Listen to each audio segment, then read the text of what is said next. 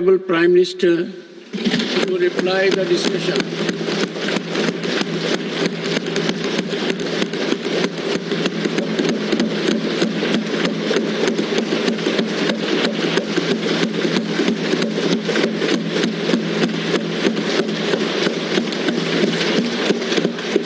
आदरणीय सभापति जी,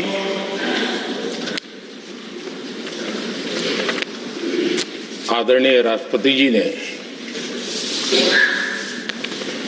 भारत की उपलब्धियों के बारे में, दुनिया की भारत से अपेक्षाओं के बारे में और भारत के सामान्य मानवी का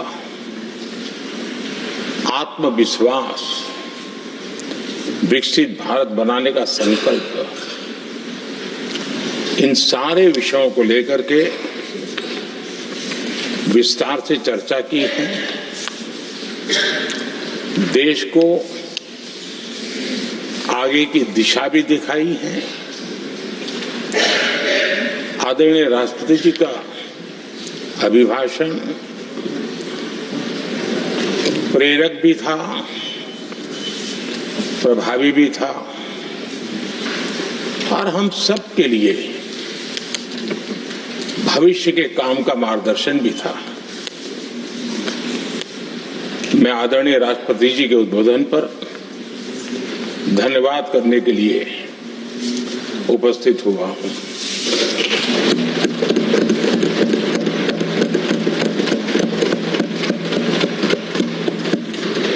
आदरणीय सभापति जी, करीब 70 से भी ज्यादा माननीय सांसदों ने अपने बहुमूल्य विचारों से इस आभार प्रस्ताव को समृद्ध करने का प्रयास किया है।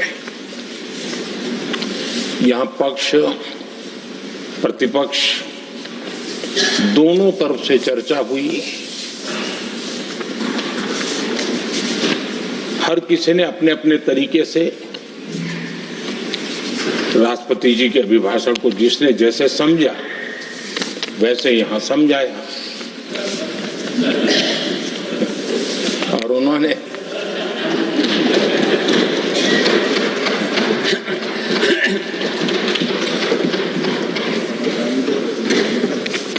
आदरणीय सभापति जी, यहां पर सबका साथ, सबका विकास, इस पर बहुत कुछ कहा गया। मैं समझ नहीं पाता हूं कि इसमें कठिनाई क्या है। सबका साथ, सबका विकास, ये तो हम सबका दायित्व है और इसीलिए तो देश ने हम सबको यहां बैठने का अवसर दिया है और उसमें, लेकिन जहां तक कांग्रेस का सवाल है, उनसे सबका साथ, सबका विकास, इसके लिए कोई अपेक्षा करना, मैं समझता हूं कि बहुत बड़ी गलती हो जाएगी।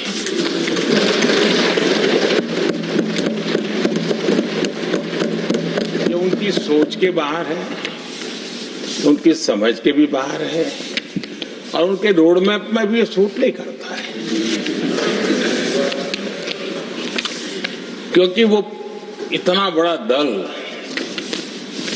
एक परिवार को समर्पित हो गया है। उसके लिए सबका साथ, सबका विकास संभव ही नहीं है।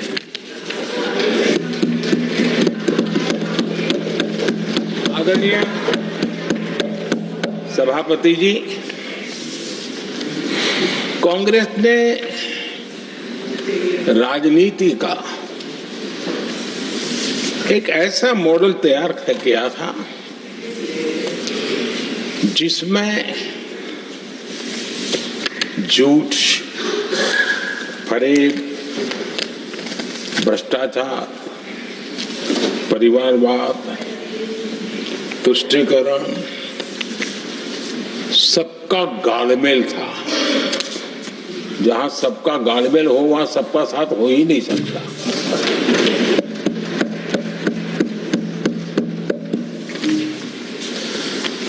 आदरणीय सभापति जी, कांग्रेस के मॉडल में सर्वोपरि है फैमिली फर्स्ट, और इसलिए उनकी नीति रीति, उनकी वाणी, उनका वर्तन उस एक चीज को संभालने में ही खपता रहा है। 2014 के बाद देश ने हमें सेवा करने का अवसर दिया और मैं उस देश की जनता का आभारी हूं कि हमें तीसरी बार लगातार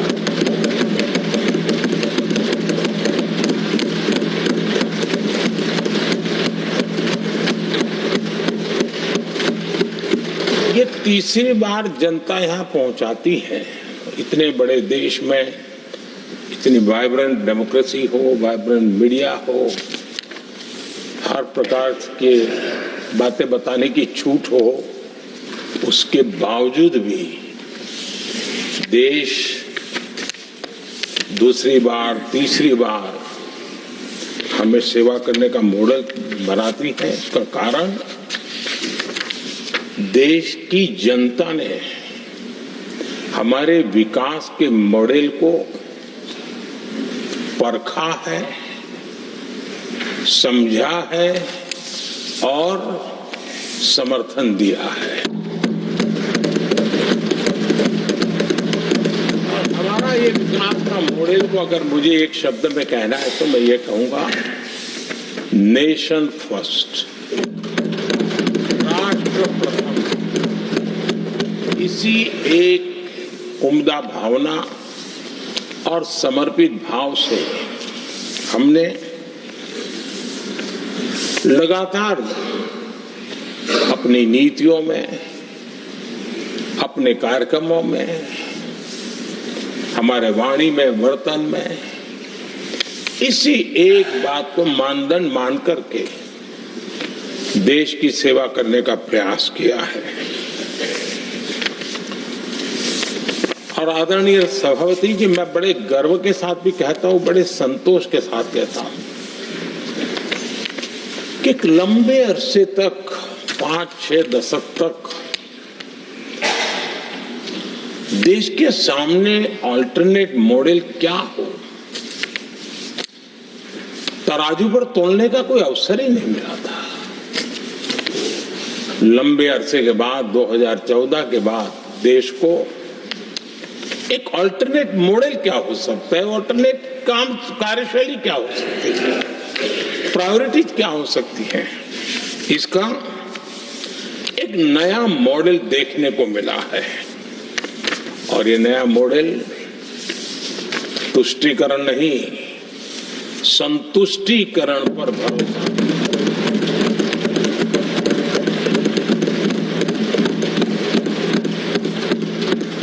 पहले के मॉडल में, खास करके कांग्रेस के कालखंड में, तुष्टीकरण, हर चीज में तुष्टीकरण, यही उनका एक प्रकार से औषधि बन गई थी उनकी राजनीति को करने की। और उन्होंने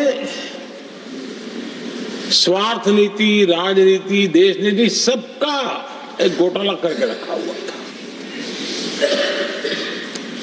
तरीका यह होता था कि छोटे तबके को कुछ दे देना और बाकियों को तरसा कर रखना, और जब चुनाव आए तब कहना, देखो उनका मिला है, शायद आपको भी मिल जाएगा।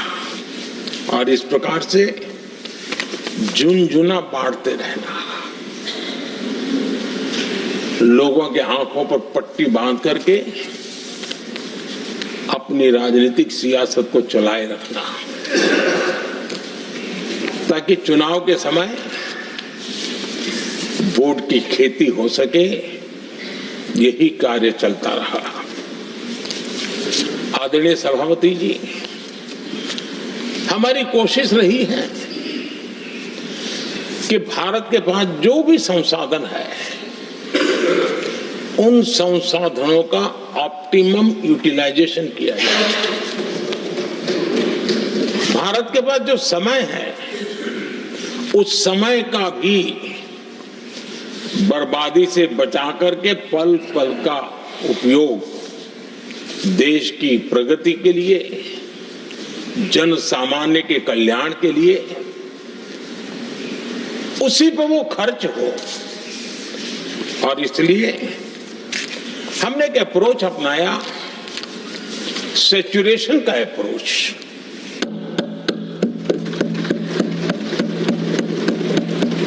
पैर उतने ही लंबे करने जितनी चादर हो, लेकिन जो योजना बने, जिनके लिए वो योजना बने, उनको वो 100% उसका बेनिफिट होना चाहिए।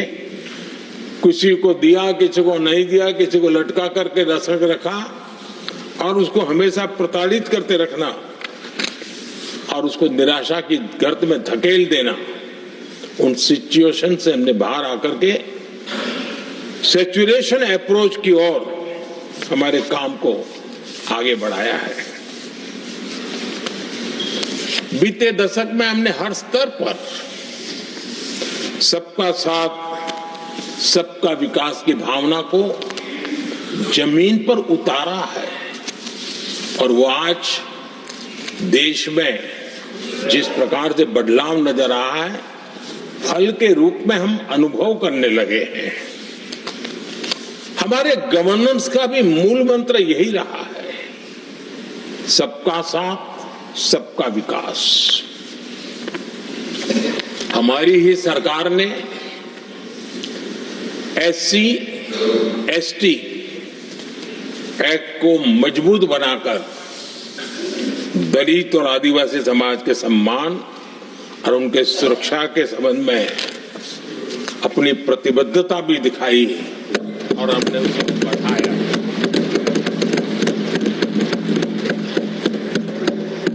आदरणीय सभापति जी, आज जातिवाद का जहर फैलाने के लिए भरपूर प्रयास हो रहा है, लेकिन 3 दशक तक दोनों सदन के ओबीसी एमपीस और सभी दलों के ओबीसी एमपीस सरकारों से मांग करते रहे थे कि ओबीसी आयोग को संवैधानिक दर्जा दिया जाए। ठुकरा दिया गया, इनकार किया गया, क्योंकि शायद उस समय उनकी राजनीति को ये सूट नहीं करता होगा, क्योंकि तुष्टीकरण की राजनीति के और फैमिली फर्स्ट की राजनीति में जब वो बैठेगा तब तक वो चर्चा तक के हित में भी नहीं आता है। आदरणीय सभापति जी, ये मेरा सौभाग्य है कि हम सब ने मिलकर के 3 दशक से मेरे ओबीसी समाज ने जिस बात के लिए मांगे की, आशाएं रखी, जिसको निराश करके रखा गया था, हमने आकर के इस आयोग को संवैधानिक दर्जा दिया।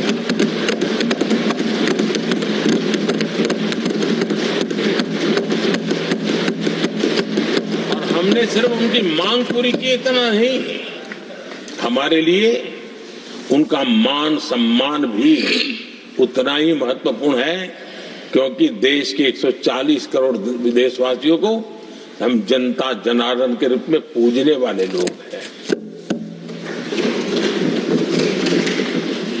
आदरणीय सभापति जी, हमारे देश में जब जब आरक्षण का विषय आया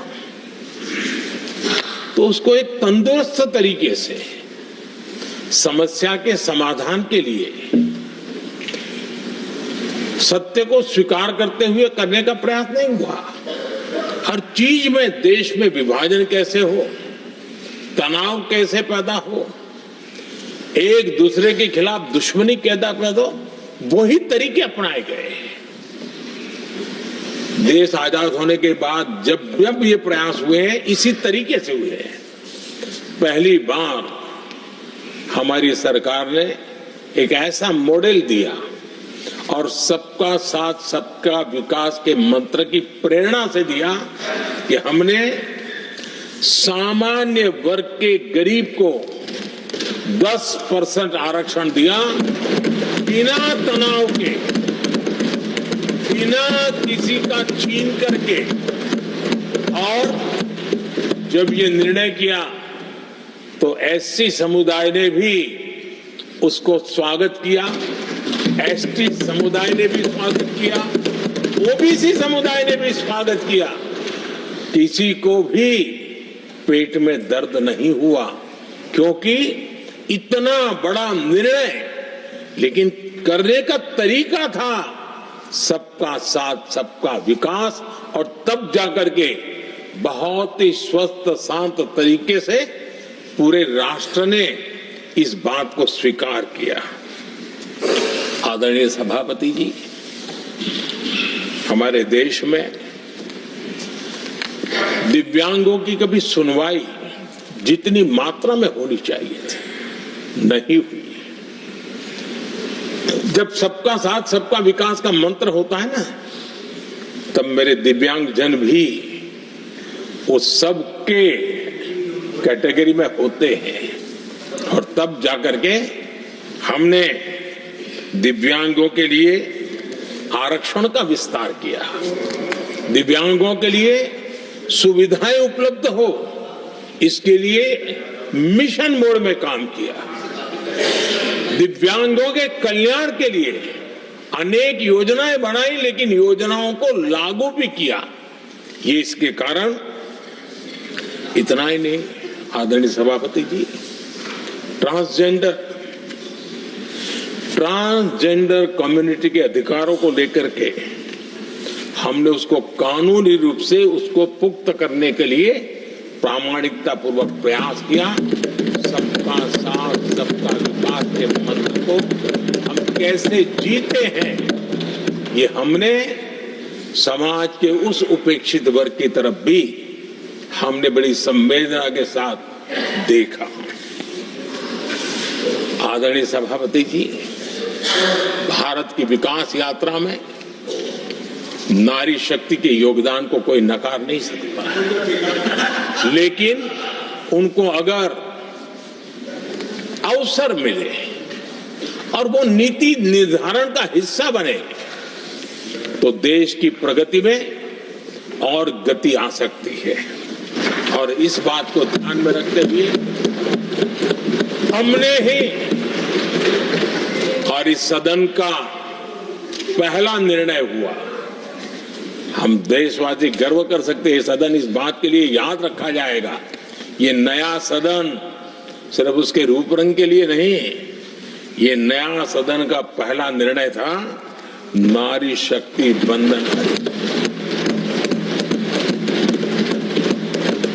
इस नए सदन को हम किसी और तरीके से भी कर सकते थे, हम हमारी वाहवाही के लिए भी उपयोग कर सकते थे, पहले भी होता था, लेकिन हमने तो मातृशक्ति की वाहवाही के लिए इस सदन का आरंभ किया था।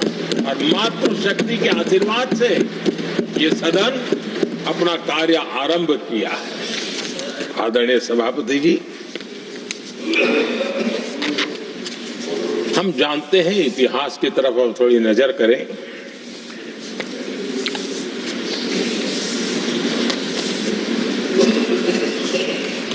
यानी मैं कह रहा हूं इसलिए नहीं,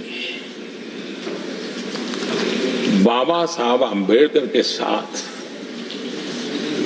कांग्रेस को कितनी नफरत रही थी, उनके प्रति कितना गुस्सा था,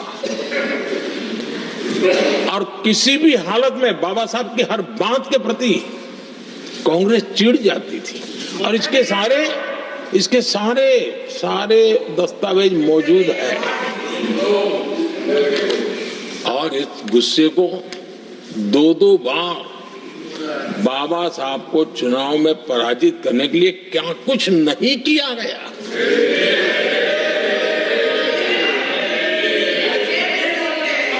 कभी भी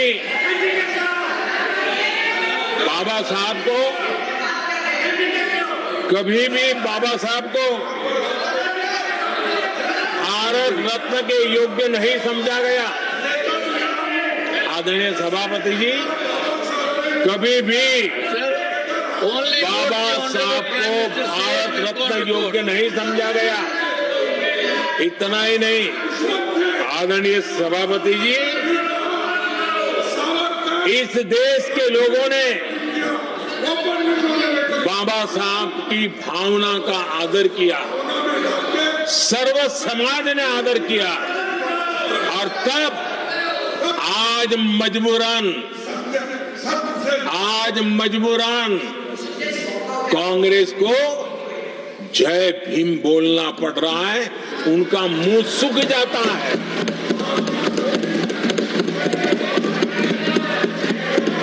और आदरणीय सभापति जी, ये कांग्रेस भी रंग बदलने में बड़ी माहिर लग रही है। इतनी तेजी से अपना नकाब बदल देते हैं, ये इसमें साफ साफ नजर आ रहा है। आदरणीय सभापति जी, आप कांग्रेस का अध्ययन करेंगे तो कांग्रेस की राजनीति, जैसे हमारा मूल मंत्र रहा सबका साथ सबका विकास, वैसा उनका हमेशा रहा कि दूसरे की लकीर छोटी करना।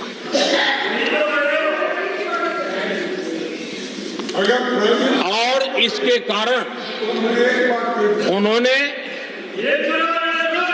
सरकारों को अस्थिर किया। किसी भी राजनीतिक दल की सरकार कहीं बनी तो उसको अस्थिर कर दिया, क्योंकि लकीर छोटी करो दूसरे की, इसी काम में वो लगे रहे। और ये जो उन्होंने रास्ता चुना है ना, औरों की लकीर छोटी करने का, लोकसभा के बाद भी जो उनके साथ थे वो भी भाग रहे हैं, तो उनको पता चला गया ये तो हमें भी मार डालेंगे। और यही उनकी नीतियों का परिणाम है कि आज ये हाल हो गए हैं कांग्रेस के। देश की सबसे पुरानी पार्टी, आजादी के आंदोलन से जुड़ी पार्टी, इतनी दुर्दशा। ये औरों की लकीर छोटी करने में अपनी शक्ति खपा रहे हैं ना।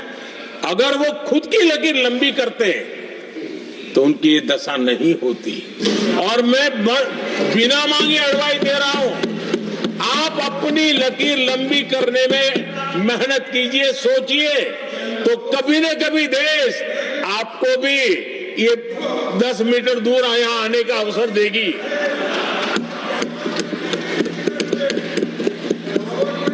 आदरणीय सभापति जी, बाबा साहब ने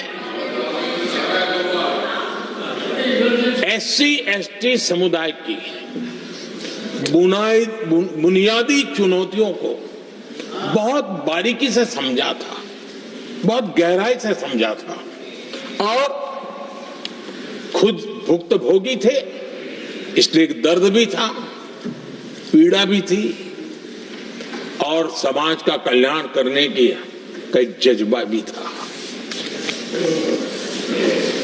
और बाबा साहब ने SC ST समुदाय के आर्थिक उन्नति के लिए एक स्पष्ट रोडमैप देश के सामने प्रस्तुत किया था। उनकी बातों में प्रस्तुत होता था। और बाबा साहब ने एक बहुत महत्वपूर्ण बात कही थी, मैं उनका कोट पढ़ना चाहता हूं। बाबा साहब ने कहा था, भारत एक कृषि प्रधान देश है, लेकिन दलितों के लिए ये आजीविका का मुख्य साधन बन ही नहीं सकता, ये बाबा साहब ने कहा था। उन्होंने आगे कहा था, और इसके कई कारण हैं। पहला, भूमि खरीदना उनके सामर्थ्य से बाहर है। दूसरा, अगर उनके पास धन भी हो तो भी उनके लिए भूमि खरीदने का कोई अवसर नहीं है। बाबा साहब ने ये एक एनालिसिस किया था, और इस परिस्थिति का एनालिसिस करते हुए उनको तो सुझाव था, उन्होंने आग्रह किया था कि दलितों के साथ, हमारे आदिवासी भाई बहनों के साथ, वंचितों के साथ ये जो अन्याय हो रहा है, ये जो मुसीबत में जीने के लिए वो मजबूर हो रहे हैं, इसका एक उपाय है देश में इंडस्ट्रियलाइजेशन को बढ़ावा दिया जाए। औद्योगिकरण के पक्षकार थे बाबा साहब, क्योंकि औद्योगिकरण करने के पीछे उनकी कल्पना साफ थी। स्किल बेस्ड जॉब्स और एंटरप्रेन्योरशिप के लिए, आर्थिक आत्मनिर्भरता के लिए दलित, आदिवासी, वंचित समूहों को एक अवसर मिलेगा और उसे वो उत्थान का एक सबसे महत्वपूर्ण हथियार मानते थे। लेकिन आजादी के इतने सालों के बावजूद भी, इतने साल कांग्रेस को सत्ता में रहने का अवसर मिला, तब भी बाबा साहब की इन बातों को पर गौर करने का भी उनको समय नहीं था। उन्होंने बाबा साहब की इस विचारों को पूरी तरह खारिज कर दिया।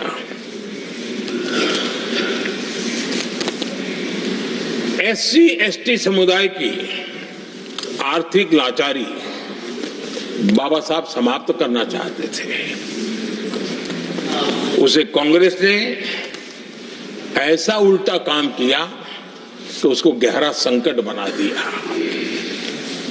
आदरणीय सभापति जी, 2014 में हमारी सरकार ने इस सोच को बदला और हमने प्राथमिकता देते हुए स्किल डेवलपमेंट, फाइनेंशियल इंक्लूजन और इंडस्ट्रियल ग्रोथ पर हमने जोर दिया। हमने पीएम विश्वकर्मा योजना बना करके समाज का वो तबका जिसके बिना समाज की रचना ही संभव नहीं है, और हर गांव में छोटे छोटे रूप में बिखरे हुए समाज, जो पारंपरिक कार्य करने वाले हमारे विश्वकर्मा भाई बहन, लोहार हो, कुम्हार हो, समाज के सोनार हो, ऐसे सारे जो वर्ग के लोग हैं, पहली बार देश में उनके लिए कोई चिंता हुई और उनको ट्रेनिंग देना, टेक्नोलॉजिकल अपग्रेडेशन के लिए नए औजार देना, डिजाइनिंग में उनको मदद करना, आर्थिक सहायता करना, उनके लिए बाजार उपलब्ध कराना, ये सारे दिशाओं में एक विशेष काम हमने अभियान चलाया हुआ है। और समाज का ये वर्ग है जिसकी तरफ किसी ने ध्यान नहीं दिया, और समाज नियंत्रण में जिसका महत्वपूर्ण रोल है, उस विश्वकर्मा समाज की हमने चिंता। आदरणीय सभापति जी, हमने मुद्रा योजना शुरू करके जिन लोगों को पहली बार उद्यम के क्षेत्र में आना था, उनको निमंत्रित किया, उनको प्रोत्साहित किया। बिना गारंटी को लोन देने का एक बहुत बड़ा अभियान हमने चलाया, ताकि समाज में ये बहुत बड़ा समुदाय है जो आत्मनिर्भरता के अपने सपने को पूरा कर सके, और उसमें बहुत बड़ी सफलता मिली। हमने एक योजना और भी बनाई, स्टैंड अप इंडिया, जिसका मकसद था एससी एसटी समुदाय के हमारे भाई बहन और कोई भी समाज की महिला, उसको बैंक से 1 करोड़ रुपए का बिना गारंटी को लोन, ताकि वो अपना करो। और हमने इस बार बजट में इसको डबल कर दिया है और मैंने देखा है कि लाखों ऐसे नौजवान इस वंचित समुदाय से या लाखों बहनें आज मुद्रा योजना के द्वारा अपना कारोबार करना शुरू किया है और खुद को तो रोजगार पाया ही, लेकिन उन्होंने किसी एक दो और लोगों को भी रोजगार दिया है। आदरणीय सभापति जी, हर कारीगर का सशक्तिकरण, हर समुदाय का सशक्तिकरण और जो बाबा साहब का सपना था उसको पूरा करने का काम मुद्रा योजना के माध्यम से हमने किया है। आदरणीय सभापति जी, जिसको किसी ने नहीं पूछा उसको मोदी पूजता है।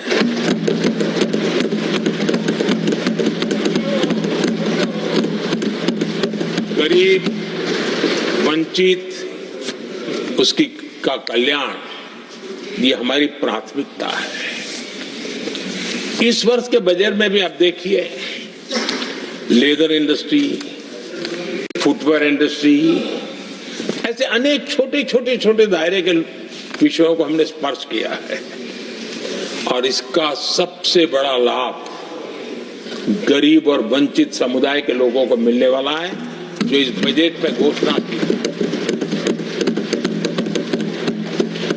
अब उदाहरण के रूप में टॉयज की बात करें, समाज के इस प्रकार के वर्ग के लोग ही टॉयज बनाने के काम में हैं। हमने उस पर ध्यान केंद्रित किया। बहुत सारे गरीब परिवारों को अनेक प्रकार की उसमें मदद दी गई और उसका परिणाम आज आया है कि टॉयज हम एक्सपोर्ट करने की आदत में फंसे हुए थे, आज इंपोर्ट करने की आदत में फंसे हुए थे, आज हमारे टॉय 3 गुना एक्सपोर्ट हो रहे हैं और जिसका फायदा समाज के एक बहुत ही नीचे के तबके में जीने वाले, मुसीबतों से गुजारा करने वाले समुदाय को मिल रहा है।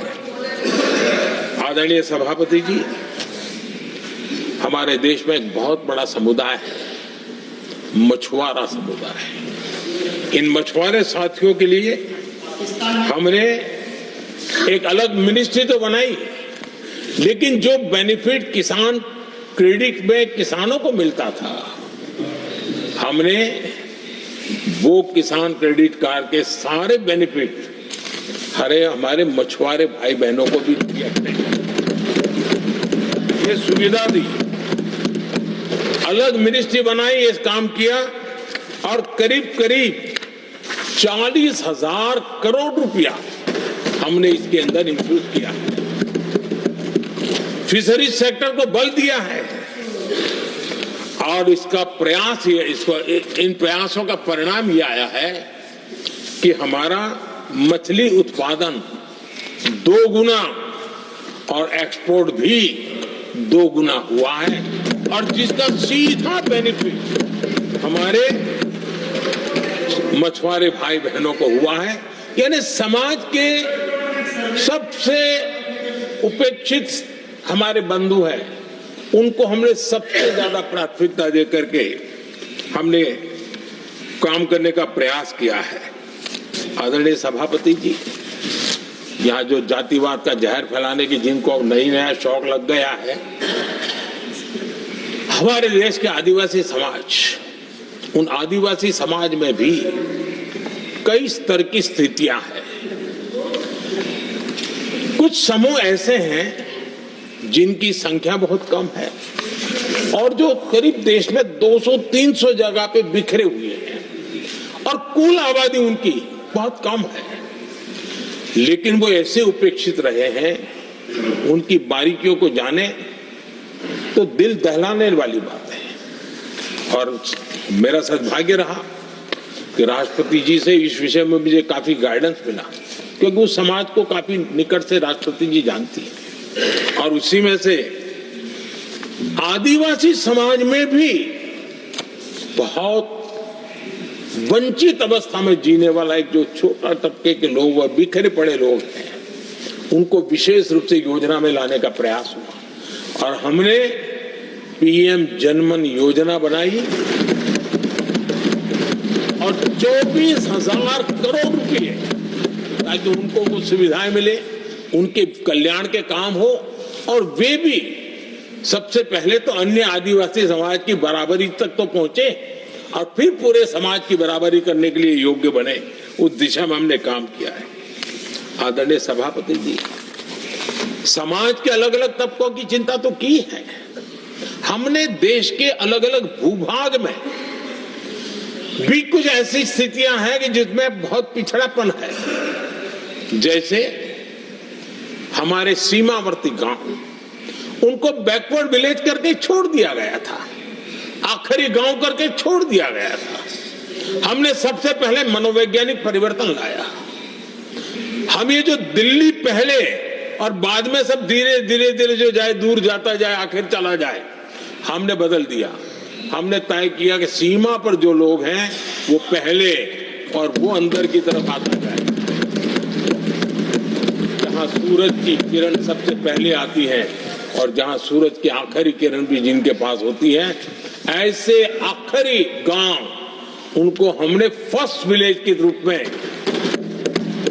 विशेष दर्जा देते हुए, विशेष योजना बनाते हुए हमने उनके विकास के कामों को, इतना ही नहीं, उसको प्राथमिकता इतनी दी कि मैंने पिछले टर्म में मंत्री परिषद के साथियों को ऐसे दूर दराज के गांवों में 24 घंटे रुकने के लिए भेजा था और -15 डिग्री वाले कुछ विलेजेस थे, वहां भी हमारे मंत्री वहां जाकर के रुके थे, उनको समझने का, उनकी समस्याओं के समाधान के लिए प्रयास किया था। और हमने 15 अगस्त 26 जनवरी में जो मेहमान बुलाते हैं, उसमें भी ये जो सीमा पर बसे हुए हमारे पहले विलेज है, आज उनके प्रधानों को हम 26 जनवरी 15 अगस्त में बुलाते हैं। राष्ट्रपति जी के यहाँ एट होम में होते हैं, क्योंकि हमारी कोशिश है सबका साथ सबका विकास, और इसलिए खोजते रहते हैं कि हम किसको अभी भी पहुंचना बाकी है, चलो जल्दी करो। आदरणीय सभापति जी, वाइब्रेंट विलेज की योजना देश की सुरक्षा के लिए भी बहुत उपयोगी हो रही है, बहुत महत्वपूर्ण हो रही है और हम उसको भी बल दे रहे हैं। आदरणीय सभापति जी, राष्ट्रपति जी ने गणतंत्र के 75 वर्ष के मौके पर संविधान निर्माताओं से प्रेरणा लेने का भी आग्रह अपने अभिभाषण में किया है। मैं आज बड़े संतोष के साथ कह सकता हूं कि हमारे संविधान निर्माताओं की जो भावना थी, उसी का आदर करते हुए, उसी से प्रेरणा लेते हुए हम आज आगे बढ़ रहे हैं। कुछ लोगों को लगता होगा ये यूसीसी क्या लाए हैं, लेकिन जो संविधान सभा की डिबेट पढ़ेंगे उनको पता चलेगा कि हम उस भावना का यहां लाने का प्रयास कर रहे हैं। कुछ लोगों की राजनीति आड़े आती हो, लेकिन हम संविधान निर्माताओं की भावना को जीते हैं ना, तब जाकर के ये साहस करते हैं और कमिटमेंट के साथ पूरा करने का प्रयास करते हैं।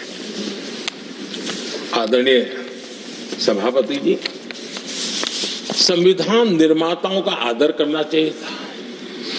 संविधान निर्माताओं के एक एक बात से प्रेरणा लेने की थी, लेकिन ये कांग्रेस है जिसने आजादी के तुरंत बाद ही संविधान निर्माताओं की भावनाओं की धज्जियां उड़ा दी थी। और ये दुख के साथ मुझे कहना पड़ रहा है। आप कल्पना कर सकते थे कि जब देश में एक चुनी हुई सरकार नहीं थी, एक स्टॉप गैप अरेंजमेंट था चुनाव तक का, वो स्टॉप गैप अरेंजमेंट में जो बैठे थे महाशय, उन्होंने संविधान में संशोधन कर दिया। आते ही चुनी हुई सरकार करती तो थोड़ा भी तो समझ आता था, लेकिन उतना भी इंतजाम नहीं किया। और किया क्या, उन्होंने फ्रीडम ऑफ स्पीच को कुचला, फ्रीडम ऑफ स्पीच को कुचला, अखबारों पर, प्रेस पर लगाम लगाई और डेमोक्रेट का टैग लगाकर घूमते रहे दुनिया में। देश के डेमोक्रेसी का महत्वपूर्ण स्तंभ, उसको कुचलने का काम हुआ और ये संविधान की भावना का पूरी तरह अनादर था। आदरणीय सभापति जी, देश की पहली सरकार थी, नेहरू जी प्रधानमंत्री थे और मुंबई में जब नेहरू जी प्रधानमंत्री थे तब मुंबई में मजदूरों की एक हड़ताल हुई। उसमें मशहूर गीतकार मजरूह सुल्तानपुरी जी ने एक गीत गाया था, कॉमनवेल्थ का दास है, ये कविता उन्होंने गाई थी। कविता गाने मात्र के गुणे में नेहरू जी ने देश के एक महान कवि को जेल में ठूस दिया।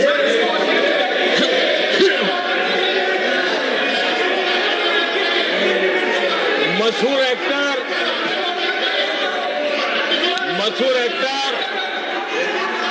बलराज साहनी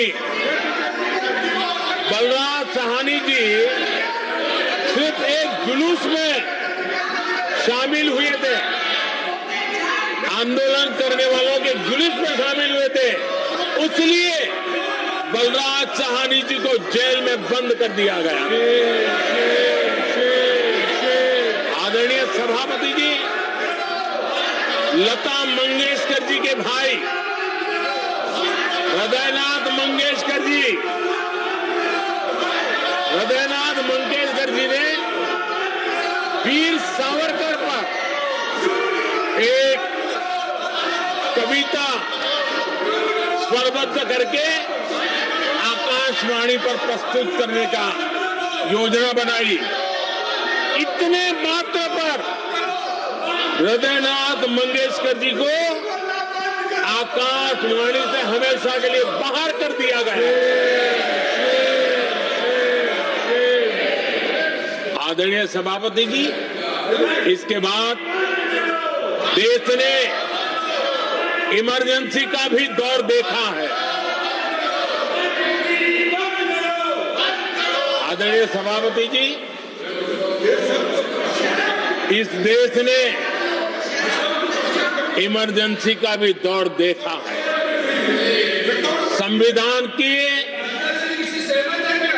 किस प्रकार से कुचला गया, संविधान के स्पिरिट को किस प्रकार से रौंदा गया और वो भी सत्ता सुख के लिए किया गया, ये देश जानता है।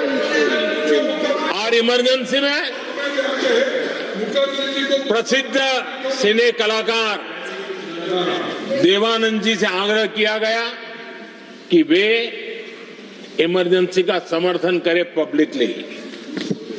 देवानंद जी ने साफ साफ इमरजेंसी पर समर्थन करने से इनकार कर दिया। उन्होंने हिम्मत दिखाई और इसलिए दूरदर्शन पर देवानंद जी की सभी फिल्मों को प्रतिबंधित कर दिया गया।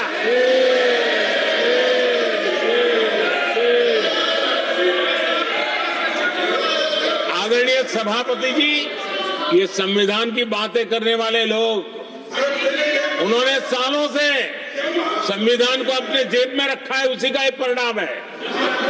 संविधान का सम्मान नहीं किया है। आदरणीय सभापति जी किशोर कुमार जी, उन्होंने कांग्रेस के लिए गाना गाने से मना किया। इस एक गुनाह के लिए आकाशवाणी पर किशोर कुमार के सभी गानों को प्रतिबंधित कर दिया गया।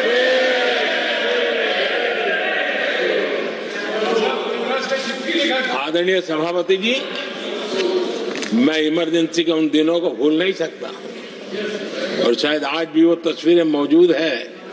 ये जो लोकतंत्र की बातें करते हैं, मानव गरिमा की बातें करते हैं और बड़े बड़े भाषण देने के लिए शौकीन लोग हैं, आपातकाल में जॉर्ज फर्नांडिस समेत देश के महानुभावों को हथकड़ियां पहनाई गई थी, जंजीरों से बांधा गया था। संसद के सदस्य, देश के गणमान्य नेता, उनको हथकड़ियां और जंजीरों से बांधा गया था। इनके मुंह में संविधान शब्द शोभा नहीं देता है।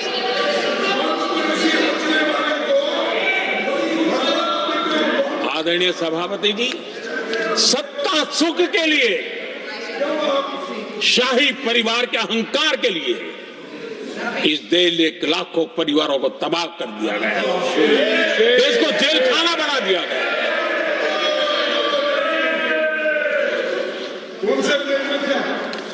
बहुत लंबा संघर्ष चला।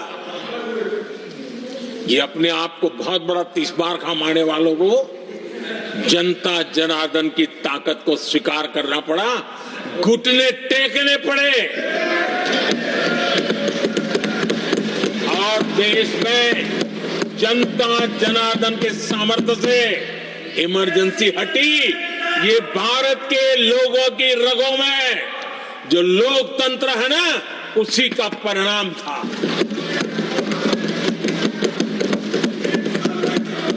हमारे माननीय खड़गे जी आपके सामने बढ़िया बढ़िया शेर सुनाते रहते हैं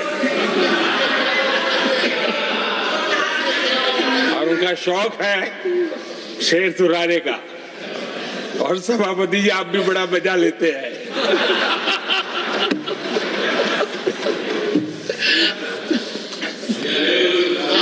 एक शेर मैंने भी कहीं पढ़ा था,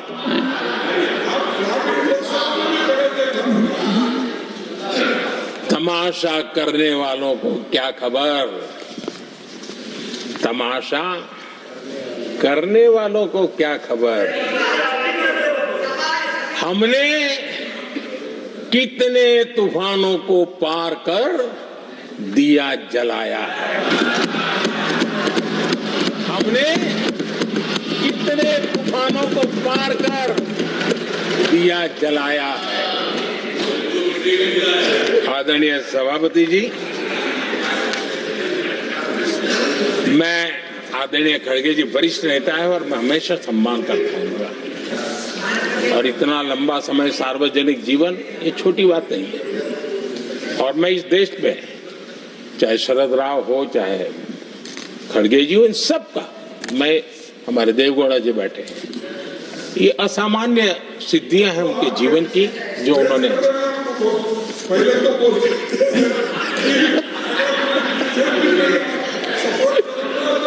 ऐसा है। खड़गे जी, आपको आपके घर में तो ये बातें सुनने को नहीं मिलेगी, नहीं बताऊंगा।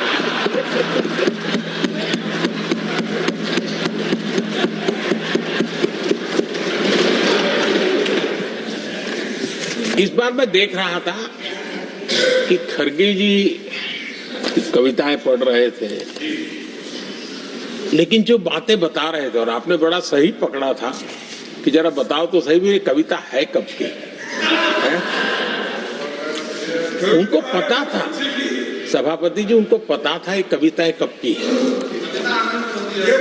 भीतर कांग्रेस की दुर्दशा का इतना दर्द पड़ा था, लेकिन वहां हालत यह है कि बोल नहीं सकते, तो उन्होंने सोचा ये अच्छा मंच है, यही बोल दें, और इसलिए उन्होंने नीरज की कविता के माध्यम से उनके घर के हालात यहां प्रस्तुत किए। आदरणीय सभापति जी, जो आज के लिए सही है, खड़गे जी को मैं आज वही कवि नीरज जी की कुछ पंक्तियां सुनाना चाहता हूं।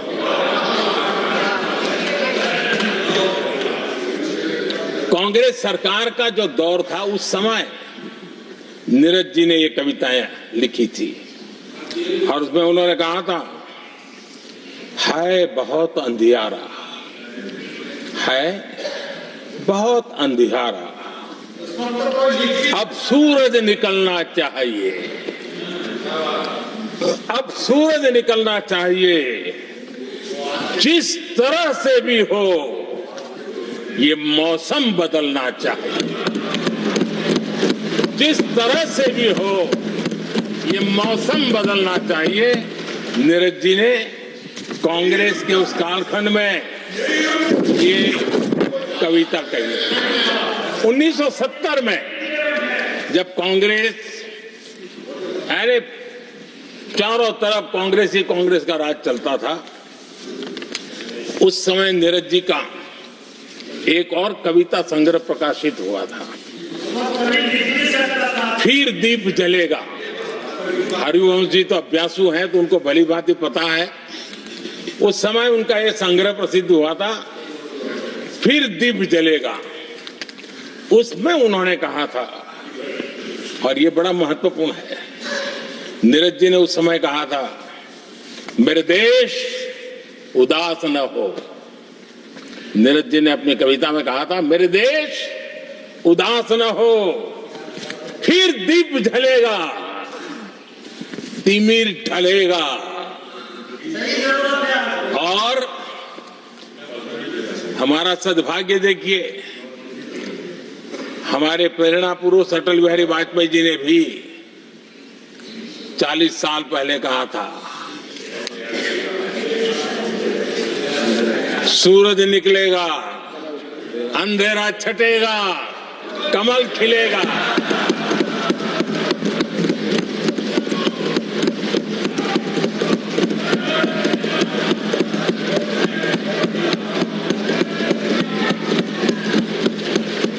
आदरणीय नीरज जी ने कहा था, जब तक कांग्रेस का सूरज चमकता रहा, देश ऐसा ही अंधेरे में रहता रहा।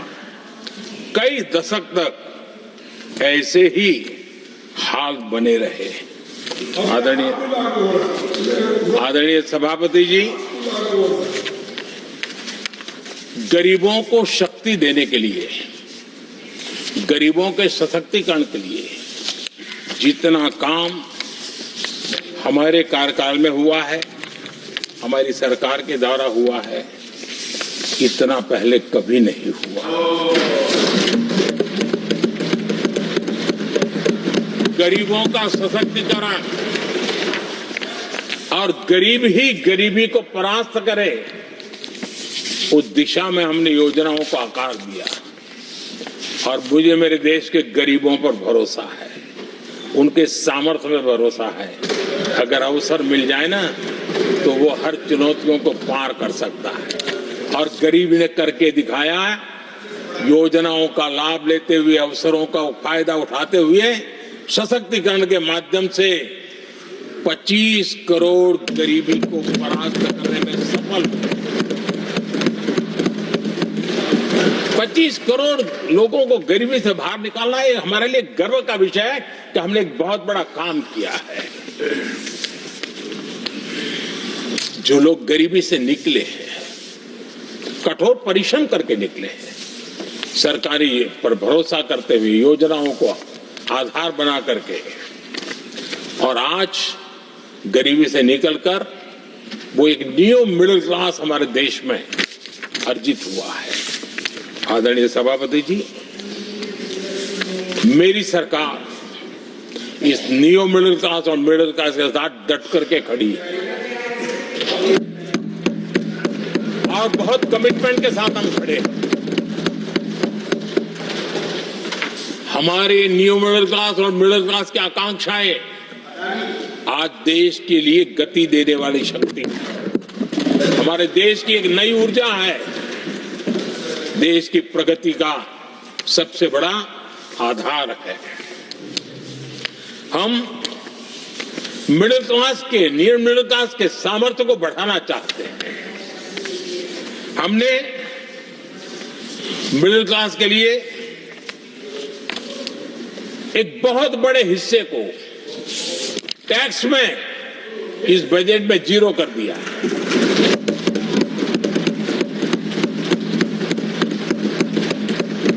2013 में 2 लाख तक की आय टैक्स में मुक्ति थी, इनकम टैक्स में 2 लाख तक मुक्ति थी। आज हमने 12 लाख तक टैक्स में मुक्ति कर दी। हम 70 साल से ऊपर के किसी भी वर्ग के क्यों न हो, किसी भी समाज से क्यों न हो, उनको आयुष्मान योजना का लाभ देकर के, और उसका सबसे बड़ा लाभ मिडिल क्लास के बुजुर्गों को मिल रहा है।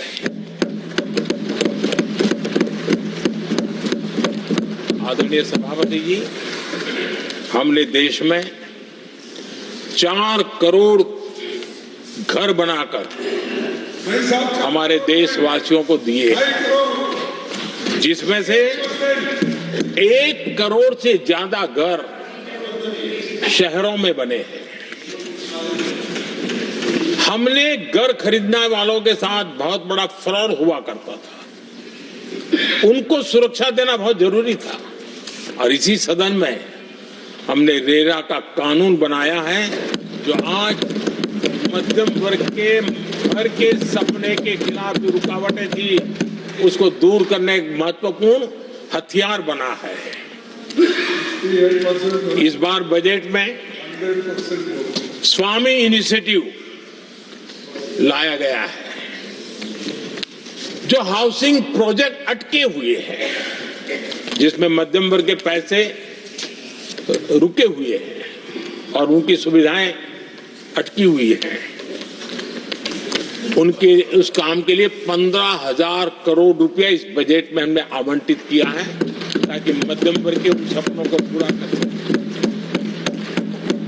आदरणीय सभापति जी, स्टार्टअप का रिवॉल्यूशन जिसको आज दुनिया ने देखा है, और उसका एक प्रभाव भी है। ये स्टार्टअप चलाने वाले कौन है? ये स्टार्टअप चलाने वाले नौजवान ज्यादातर मिडिल क्लास के नौजवान हैं। आज पूरी दुनिया भारत के प्रति आकर्षित है, खास करके G20 समूहों की देश के 50-60 स्थानों पर जो मीटिंगें हुई, उसके कारण भारत को जो पहले सभी दिल्ली, मुंबई या बेंगलुरु मानते थे, भारत को विशालता का उनको पता चला है, और आज विश्व का भारत के टूरिज्म के प्रति आकर्षण बढ़ा है। और जब टूरिज्म बढ़ता है तो व्यवसाय के भी अनेक अवसर आते हैं, और उसका लाभ भी हमारे मिडिल क्लास को बहुत मिलने वाला है, उनके आय के साथ। आदरणीय सभापति जी, आज हमारा मिडिल क्लास आत्मविश्वास से भरा हुआ है, और ये अभूतपूर्व है। ये अपने आप में एक बहुत बड़ा सामर्थ्य बना देता है देश का, और मुझे पूरा विश्वास है कि भारत का मध्यम वर्ग विकसित भारत के संकल्प को साकार करने के लिए कमर कस करके खड़ा हो गया है, हमारे साथ चल पड़ा है। आदरणीय सभापति जी, विकसित भारत के निर्माण में सबसे बड़ा रोल देश के युवाओं का है। हमें डेमोग्राफी का डिविडेंड, उस पर हमारा भी बल है। जो अभी स्कूल कॉलेज में है, वही विकसित भारत के सबसे बड़े लाभार्थी बनने वाले हैं, और इसलिए उनके अंदर एक स्वाभाविक भाव है कि जैसे जैसे उनकी उम्र बढ़ेगी, वैसे वैसे देश की विकास की यात्रा बढ़ेगी, और जो उनके लिए एक बहुत बड़ा और एक प्रकार से विकसित भारत का बेस हमारे यहाँ स्कूल कॉलेज के नौजवान है, वो हमारा सामर्थ्य है। पिछले 10 साल में लगातार इस तबके को, इस बेस को मजबूत करने के लिए हमने बहुत सोची समझी रणनीति के तहत काम किया है। 21वीं सदी की शिक्षा कैसी होनी चाहिए, शिक्षा नीति के लिए पहले सोचा तक नहीं गया। जो चलता है चलने दो, जैसा होता है होता रहो। करीब 3 दशक के अंतराल के बाद नई राष्ट्रीय शिक्षा नीति लेकर के हम आए। 3 दशक के अंतराल। इस नीति के तहत बहुत सारे इनिशिएटिव हैं। उसमें एक की मैं चर्चा करता हूं, पीएम श्री स्कूल। ये पीएम श्री स्कूल आज करीब 10-12 हजार स्कूल ऑलरेडी बन चुके हैं और नए बनाने की दिशा में हम आगे बढ़ रहे हैं। आदरणीय सभापति जी, एक महत्वपूर्ण निर्णय हमने शिक्षा नीति में बदलाव लाया है। मातृभाषा में पढ़ाई और मातृभाषा में परीक्षा, इस पर हमने बल दिया है। देश आजाद हुआ, लेकिन ये कुछ गुलामी की मानसिकता कहीं कहीं जकड़ के रखा था ना, उसमें ये हमारी भाषा भी थी। हमारी मातृभाषा के साथ घोर अन्याय हुआ और गरीब का बच्चा, दलित का बच्चा, आदिवासी का बच्चा, वंचित का बच्चा वो इसलिए रुक जाए ताकि उसको लैंग्वेज नहीं आती है। ये उसके साथ घोर अन्याय था। और सबका साथ सबका विकास का मंत्र मुझे चैन से सोने नहीं देता था। और इसमें मैंने कहा कि देश में मातृभाषा में शिक्षा, मातृभाषा में डॉक्टर बने, मातृभाषा में इंजीनियर बने। जिनको अंग्रेजी भाषा पढ़ने नसीब नहीं हुई, उनके सामर्थ्य को हम रोक नहीं सकते। हमने बहुत बड़ा बदलाव किया है और उसके कारण आज गरीब माँ का, विधवा माँ का भी बच्चा आज डॉक्टर इंजीनियर के सपने देखने लगा। आदिवासी युवाओं के लिए एकलव्य मॉडल स्कूलों का हमने विस्तार किया है। 10 साल पहले करीब 150 एकलव्य विद्यालय थे, आज 470 है, 470 हो। और अब हम 200 और ज्यादा एकलव्य स्कूल की दिशा में आगे बढ़ रहे हैं। आदरणीय सभापति जी, हमने सैनिक स्कूलों में भी बहुत बड़ा रिफॉर्म किया और सैनिक स्कूलों में हमने बेटियों को भी प्रवेश की व्यवस्था की। आप स्वयं सैनिक स्कूल के विद्यार्थी रहे। पहले बेटियों के लिए उसके दरवाजे बंद थे और आप भी जानते हैं कि सैनिक स्कूलों का महात्मा क्या होता है, उसका सामर्थ्य क्या होता है, जिसने आप जैसे व्यक्तियों को जन्म दिया है। अब वो अवसर मेरे देश की बेटियों को भी मिलेगा। हमने सैनिक स्कूल के दरवाजे खोल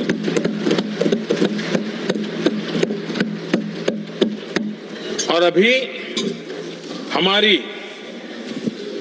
सैकड़ों बेटियां देशभक्ति के इस माहौल में अपनी पढ़ाई कर रही हैं और देश के लिए जीने का जज्बा सहज रूप से उनके भीतर पनप रहा है। आदरणीय सभापति जी, युवाओं के ग्रूमिंग में एनसीसी की बहुत बड़ी भूमिका है। हम में से जो भी एनसीसी के संपर्क में रहा है उसे मालूम है कि उस उम्र में और उस कालखंड में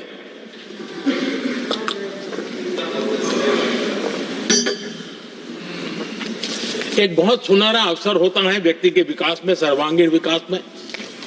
उसको एक एक्सपोजर मिलता है। बीते वर्षों में एनसीसी में अभूतपूर्व विस्तार हुआ है। हमने उसको भी जकड़ करके बैठ गए थे। 2014 तक एनसीसी में करीब 14 लाख कैडेट हुआ करते थे। आज वो संख्या 20 लाख पार कर गई।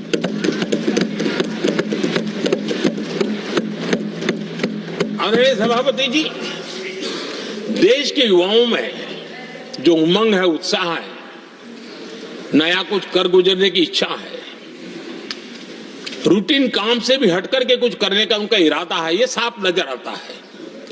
जब मैंने स्वच्छ भारत अभियान चलाया, मैंने देखा कि आज भी कई शहरों के नौजवानों की टोलियां अपने तरीके से, स्वयं प्रेरणा से स्वच्छता के अभियान को आगे बढ़ा रही है। कोई झुग्गी झोपड़ी में जाकर के शिक्षा के लिए काम कर रहे हैं, कई नौजवान कुछ न कुछ कर रहे हैं। इन सारी बातों को देख करके हमें लगा कि देश के युवाओं को एक अवसर मिलना चाहिए, संगठित रूप से प्रयास होना चाहिए, और इसके लिए हमने माय भारत एक आंदोलन शुरू किया है। मेरा युवा भारत, माय भारत। आज करीब 1.5 करोड़ से ज्यादा युवाओं ने उसमें अपनी रजिस्ट्री करवाई है, और देश के वर्तमान विषयों पर चर्चा करना, मंथन करना, समाज को जागरूक करना, सक्रियता से ये नौजवान अपनी प्रेरणा से कर रहे हैं। उनको स्पून फीडिंग की जरूरत नहीं पड़ रही है, वो अपने सामर्थ्य से अच्छी चीजों को हाथ लगा करके आगे बढ़ रहे हैं। आदरणीय सभापति जी, खेल का क्षेत्र, स्पोर्ट्समैन स्पिरिट को जन्म देते हैं, और जिस देश में स्पोर्ट जितना व्यापक होता है उस देश के अंदर वो स्पिरिट अपने आप पनपता है। खेल प्रतिभा को बल देने के लिए हमने अनेक आयामों पर काम शुरू किया है। खेल के लिए जो इंफ्रास्ट्रक्चर की जरूरत हो, उसके लिए जो फाइनेंशियल सपोर्ट की आवश्यकता हो, उसमें अभूतपूर्व हमने मदद की है ताकि देश के नौजवानों को एक अवसर मिले। Target Olympic podium scheme tops और खेलो इंडिया अभियान हमारे स्पोर्ट्स इकोसिस्टम को पूरी तरह ट्रांसफॉर्म करने की ताकत रखते हैं, और हम अनुभव भी कर रहे हैं। पिछले दिनों 10 साल में जितने भी इंटरनेशनल स्पोर्ट्स इवेंट हुए हैं, भारत ने अपना झंडा गाड़ दिया, भारत ने अपना सामर्थ्य दिखा दिया, भारत के नौजवानों ने अपना लोहा बनवा लिया है, और उसमें हमारी बेटियां भी उतना ही दमखम के साथ दुनिया के सामने भारत की ताकत का प्रदर्शन कर रही है। आदरणीय सभापति जी, किसी भी देश को विकासशील से विकसित की जो यात्रा होती है, उसमें जन कल्याण के कामों का अपना महत्व है, लोक कल्याण के कामों का अपना महत्व है, लेकिन इंफ्रास्ट्रक्चर एक बहुत बड़ा कारण होता है, बहुत बड़ी ताकत होता है, और विकासशील से विकसित की यात्रा इंफ्रास्ट्रक्चर से गुजरती है, और हमने इंफ्रास्ट्रक्चर का इस महत्व को समझा है और हमने इस पर बल दिया है। और जब इंफ्रास्ट्रक्चर की बात होती है तो ये भी जरूरी है कि वो समय सर पूरे हो, जिसकी हम कल्पना करें, योजना करें, आवश्यकता समझे, लेकिन लटके रहे तो उसका फायदा नहीं मिलता है, उससे टैक्सपेयर का पैसा भी बर्बाद होता है और देश उस लाभ से वंचित रह जाता है, अनेक सालों तक इंतजार करता है, उसका बहुत बड़ा भारी नुकसान होता है जिसको शब्दों में गिना नहीं जा सकता है। कांग्रेस के कालखंड में अटकाना, भटकाना, लटकाना ये उनका कल्चर बन गया था और उसके कारण ये राजनीति का हिस्सा था। इस प्रोजेक्ट को करने देना, नहीं करने देना, उसमें राजनीतिक तराजू रहता था। सबका साथ सबका विकास का मंत्र नहीं होता था। एक भी नहीं होता। इस कांग्रेस कल्चर से मुक्ति पाने के लिए हमने एक प्रगति नाम की व्यवस्था बनाई और नियमित रूप से मैं स्वयं इस प्रगति प्लेटफॉर्म के माध्यम से इंफ्रास्ट्रक्चर का प्रोजेक्ट्स का डिटेल मॉनिटरिंग करता हूं। कभी ड्रोन से भी उस एरिया की वीडियोग्राफी और लाइव इंटरेक्शन करता हूं, काफी मैं उसमें इन्वॉल्व रहता हूं। करीब 19 लाख करोड़ रुपए के ऐसे जो प्रोजेक्ट अटके पड़े हुए थे किसी न किसी कारण से, राज्य और केंद्र का कोऑर्डिनेशन नहीं होगा, एक डिपार्टमेंट का दूसरे डिपार्टमेंट से कोऑर्डिनेशन नहीं होगा, फाइलों में कहीं लटका पड़ा होगा, इन सारी चीजों का रिव्यू करता हूं और ऑक्सफोर्ड यूनिवर्सिटी ने उस पर अध्ययन किया, प्रगति के हमारे इनिशिएटिव पर, और बहुत बड़ा उसने अच्छा रिपोर्ट दिया है। और उसमें उसने एक बहुत बड़ा सुझाव दिया है। उसने कहा प्रगति के इनिशिएटिव के बारे में कहा है। उन्होंने कहा प्रगति के अनुभवों से सीखते हुए अन्य विकासशील देशों के पास भी इंफ्रास्ट्रक्चर के विकास में क्रांति लाने का एक मूल्यवान अवसर है। ये प्रगति को सभी डेवलपिंग कंट्रीज के लिए उन्होंने ये सुझाव दिया। पहले काम कैसे होते थे, मैं तथ्यों के साथ कुछ उदाहरण देना चाहता हूं ताकि पता चले कि कैसे देश को नुकसान किया गया है। मैं ये नहीं कह रहा हूं हर कुछ एक ही व्यक्ति ने जानबूझ के किया होगा, लेकिन कल्चर डेवलप हो गया और उसका परिणाम हुआ। अब देखिए उत्तर प्रदेश में हम एग्रीकल्चर, किसान, भाषण तो बहुत बढ़िया दे देते हैं, अच्छा लगता है। भड़काने का काम करने में क्या जाता है, कोई जो इन्वेस्टमेंट तो है ही नहीं, भड़काते रहो दुनिया को, कोई काम तो करना नहीं है। उत्तर प्रदेश में कृषि के लिए एक अहम योजना थी, सरयू नहर परियोजना। सरयू नहर परियोजना 1972, सोचिए साहब, 1972 में स्वीकृत हुई थी, 5 दशक तक लटकी रही। 1972 में जिस योजना को सोचा गया, योजना बनी, फाइल पे स्वीकृत हो चुकी, 2021 में हमने आकर के इसको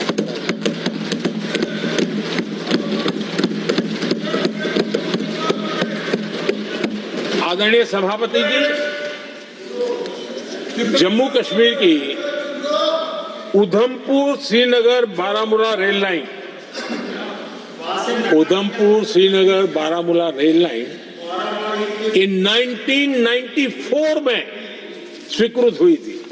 1994 में ये रेल लाइन भी बरसों तक लटकी रही। 3 दशक बाद आखिरकार हमने 2025 में इसे पूरा किया।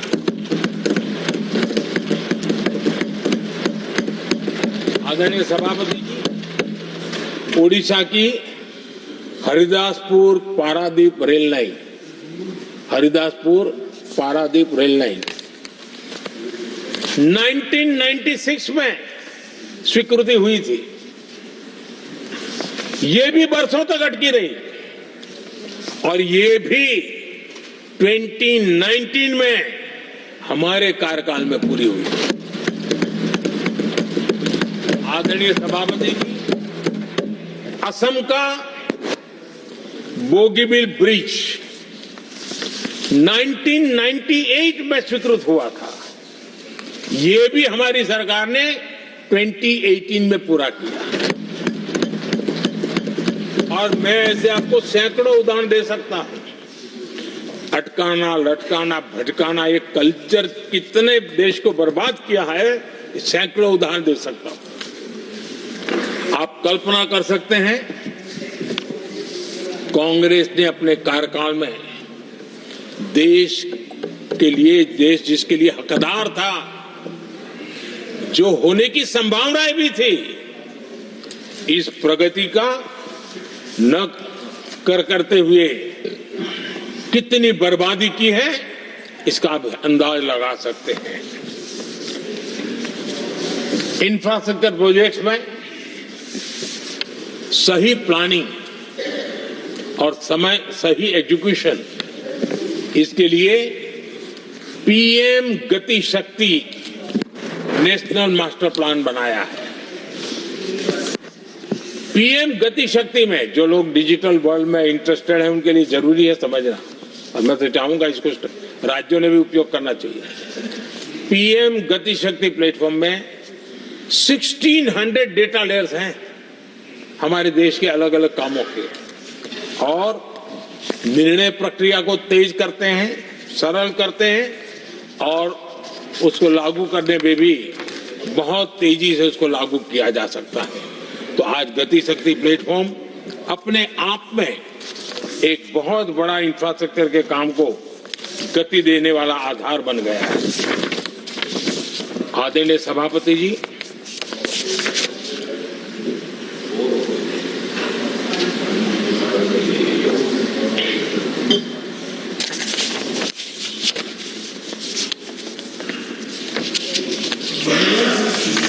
आज के नौजवानों को ये जानना बहुत जरूरी है कि उनके माँ बाप को मुसीबतों से जिंदगी क्यों गुजारनी पड़ी,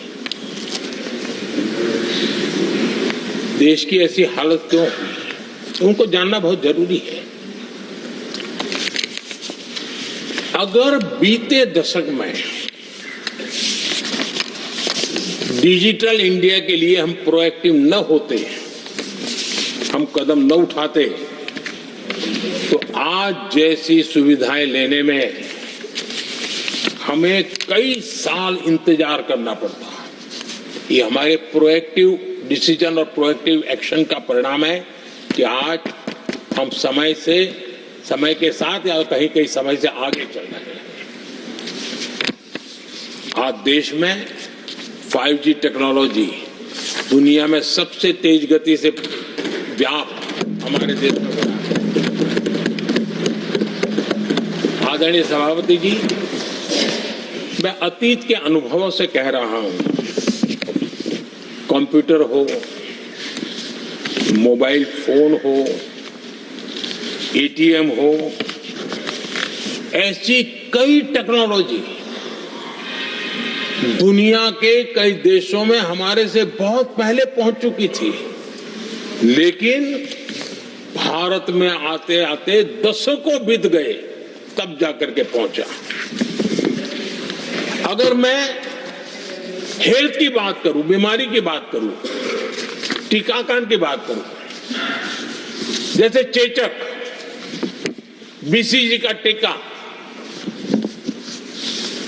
जब हम गुलाम थे तब दुनिया में वो टीकाकरण हो रहा था, कुछ देशों में हो चुका था, लेकिन भारत में ये दशकों बाद आया।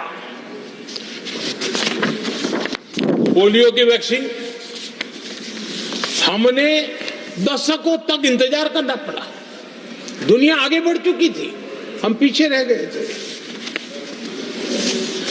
कारण यह था कांग्रेस ने देश की व्यवस्था को ऐसे जकड़ करके रखा था। उनको लगता था सारा ज्ञान सरकार में जो बैठे उन्हीं को है, वही सब कर लेंगे, और उसी का एक परिणाम था लाइसेंस परमिट राज। मैं देश के नौजवानों को कहूंगा, लाइसेंस परमिट राज का कितना जुल्म था, देश विकास नहीं कर सकता था, और लाइसेंस परमिट राज यही कांग्रेस की पहचान बन गई थी। आदरणीय सभापति जी, कंप्यूटर का जब शुरुआती दौर था तो कंप्यूटर को इंपोर्ट करना चाहता है तो उसके लिए लाइसेंस लेना होता था कंप्यूटर लाने के लिए,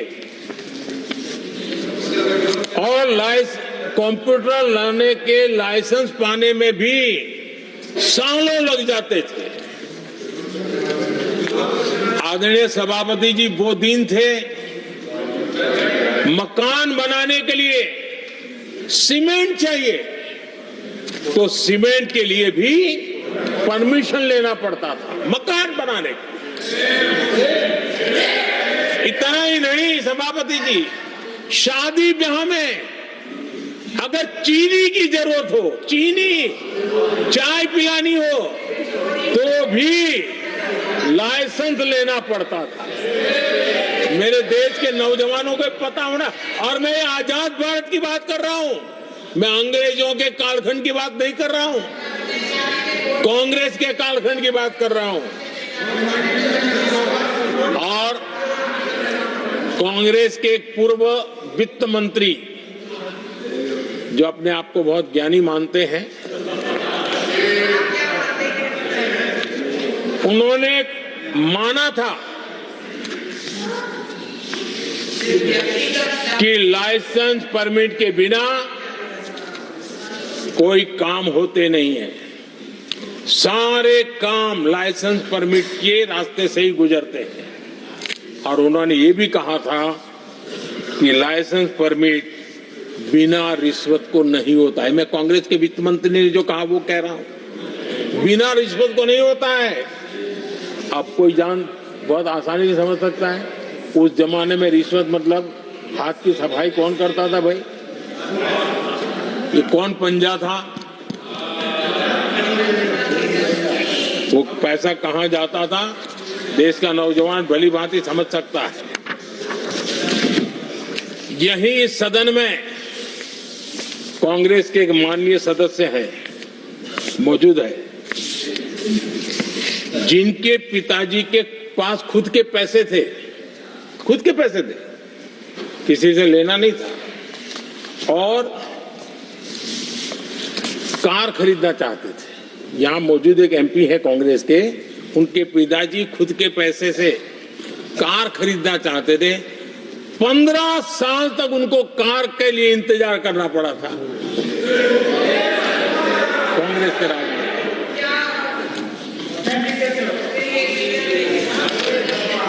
आदरणीय सभापति जी, हम सब जानते हैं, स्कूटर लेना हो तो बुकिंग करवा के पैसा देना, 8-8, 10-10 साल एक स्कूटर खरीदने में लग जाता था। और अगर मजबूरी में स्कूटर मानो बेचना पड़ा तो उसके लिए सरकार से परमिशन लेनी पड़ती थी। अरे कैसे देश चलाया इन लोगों ने। और इतना ही नहीं, गैस सिलेंडर एमपी को कूपन दिया जाता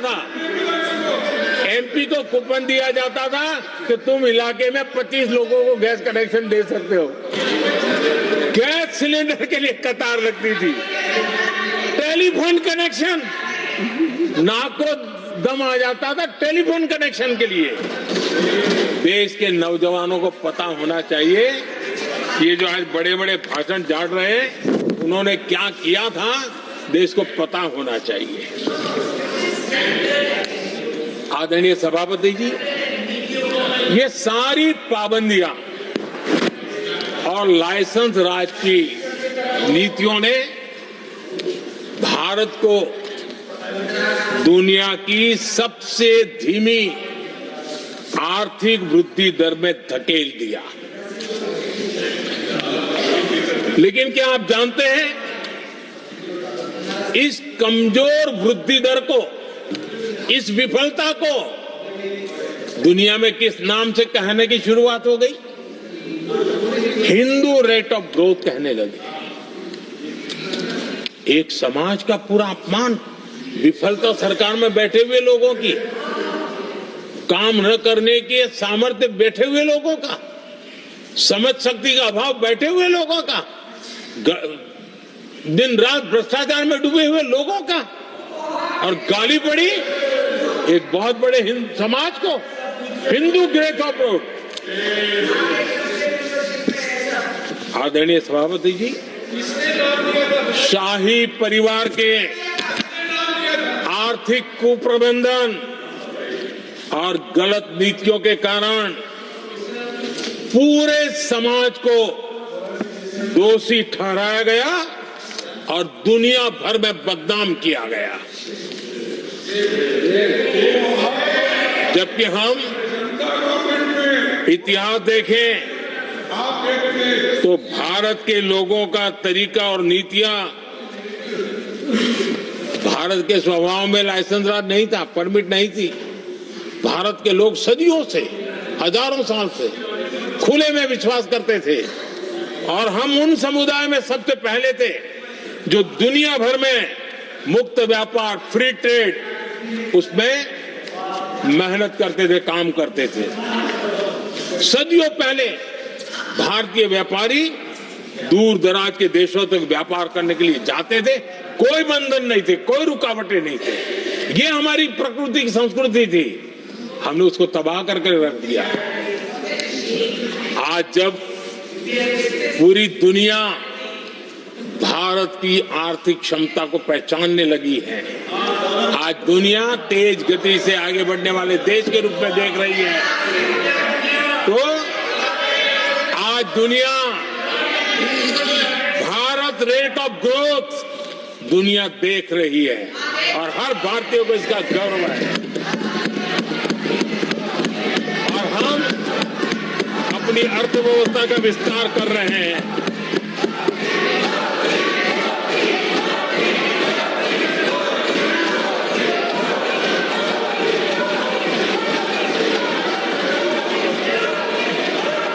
आदरणीय सभापति जी, आदरणीय सभापति जी, कांग्रेस के पंजे से मुक्त होकर आप देश चैन की सांस ले रहा है और ऊंची उड़ान भी भर रहा है।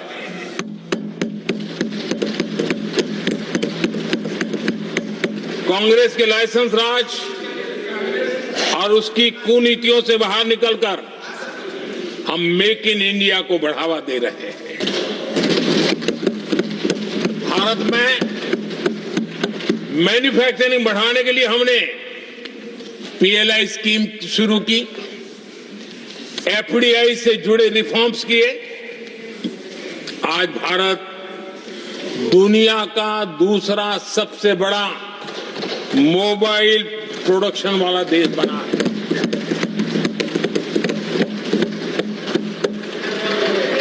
पहले हम ज्यादातर फोन बाहर से इंपोर्ट कर रहे थे, अब हमारी पहचान एक मोबाइल एक्सपोर्टर के रूप में बनी है। आदरणीय सभापति जी, आज भारत की पहचान डिफेंस मैन्युफैक्चरिंग की बनी है। 10 साल में हमारा डिफेंस प्रोडक्ट्स 10 गुना एक्सपोर्ट बढ़ा है। 10 साल में 10 गुना बढ़ा है। आदरणीय सभापति जी, भारत में सोलर मॉड्यूल मैन्युफैक्चरिंग भी 10 गुना बढ़ गए हैं। आज हमारा देश दुनिया का दूसरा सबसे बड़ा स्टील प्रोड्यूसर देश है। 10 सालों में हमारा मशीनरी और इलेक्ट्रॉनिक एक्सपोर्ट तेजी से आगे बढ़ा है।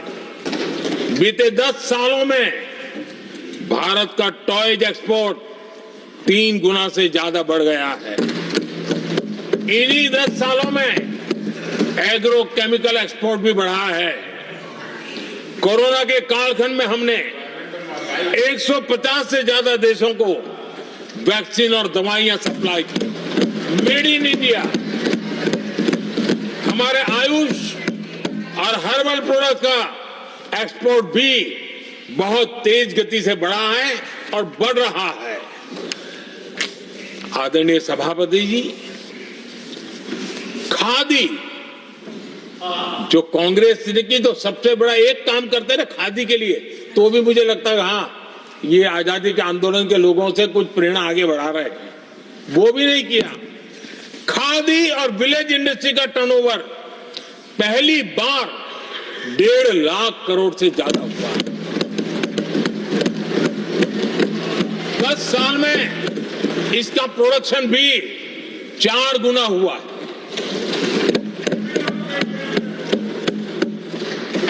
इस सारी मैन्युफैक्चरिंग का बहुत बड़ा लाभ हमारे एमएसएमई सेक्टर को मिला है।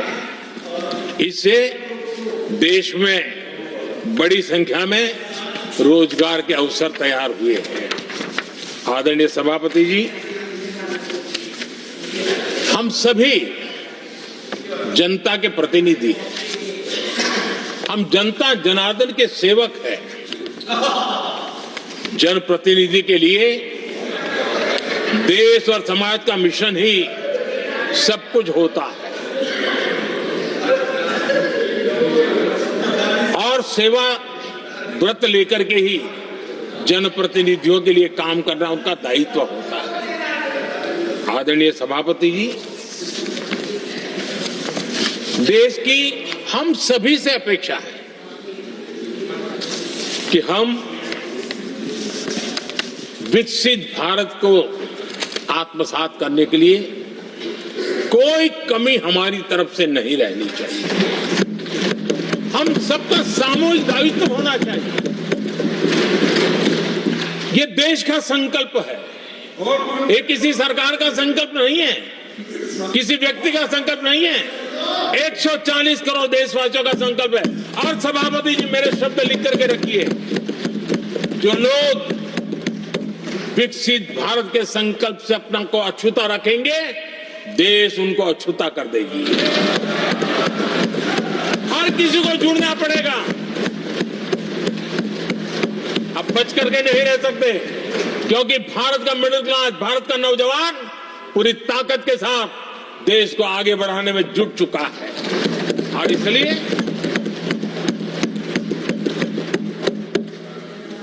आदरणीय सभापति जी, जब प्रगति की राह पर देश चल पड़ा है, विकास की नई ऊंचाइयों को देश अर्जित कर रहा है, तब हम सबकी भूमिका बड़ी महत्वपूर्ण है। सरकारों में विरोध होना लोकतंत्र का स्वभाव है, नीतियों का विरोध होना लोकतंत्र का जिम्मेवारी भी है, लेकिन घोर विरोधवाद, घोर निराशावाद और अपनी लकीर लंबी नहीं करनी, दूसरी लकीर को छोटा करने की कोशिशें विकसित भारत में रुकावट बन सकती है। हमें उसे मुक्त होना होगा और हमें आत्ममंथन भी करना होगा, निरंतर मंथन करना होगा।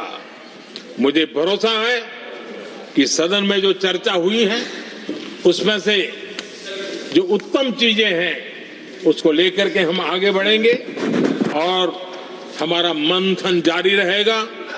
हमें निरंतर ऊर्जा राष्ट्रपति जी के उद्बोधन से मिलती रहेगी। एक बार फिर राष्ट्रपति जी का मैं हृदय से आभार व्यक्त करता हूं और सभी माननीय सांसदों का भी आभार व्यक्त करता हूं। बहुत बहुत धन्यवाद। I shall now put the amendment not after no sir. No, not present. आप असत्य बातें बोलते हैं, आप नहीं सकते। Amendment number 5 to 8 by Shri A. Rahim. Are you withdrawing or moving the amendments? Sir, I move the amendment, sir. You are moving the amendments.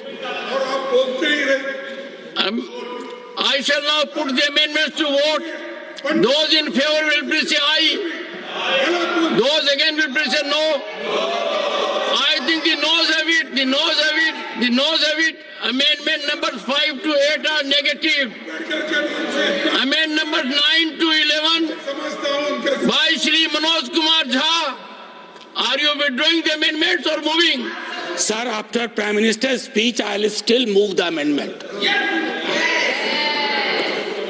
I shall now put the amendments to vote. Those in favor will please say aye. Those against will please say. I think noes have it. Noes have it. Noes have it. Amendment numbers 9 to 11 are negative. Amendment number 12 to 17 by Sri Ramji Rao Suman. Are you moving or